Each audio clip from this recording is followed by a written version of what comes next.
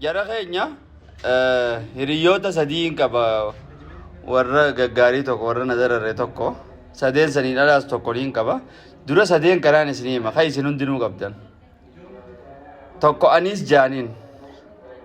tokko dhaadheeyso jaaniin tokko immoo gadhawe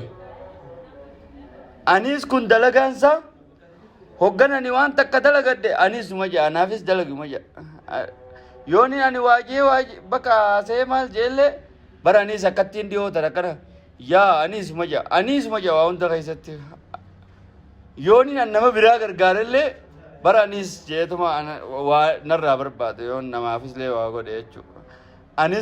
anis kun tokko jechuudha tokko immoo dhaadheeyso kuni bar amiira ka akkanaati siin jaaniitiin achitti maarree haadhatee sanii jeenii huccuu baafadhee itti fiigee booksii hundaan tumuuqee niin ajjeesaa hujjee akkasit biraa dhufeeti mee waan jimaas kan niin anjaa dhaadheeyso kun gadhaw kuni yaada ajaa'ibaa kana fideetiin diraamaa akkanaa daleena jee hoggan lafa awoo yaada kana amma duraan filima hindiirra laale faanaan jaa filima diraamaa Naayijeeriyaa tokko irratti yaada kana arkee jira faanaan jaa ani diraamaa sanii nagarre hindiis nagarre waa hunda keessa gaduma na dhawu hoggan yaada akkanaa yaada gaarii naa dhufee aboo akkana goone osoo akkana goone yaa woo waan akkanaa dhiisa waan akkana tabiraa jira jeetuma inni dalagaan isaa gaduma na dhawu yaada kiyya kanaafuu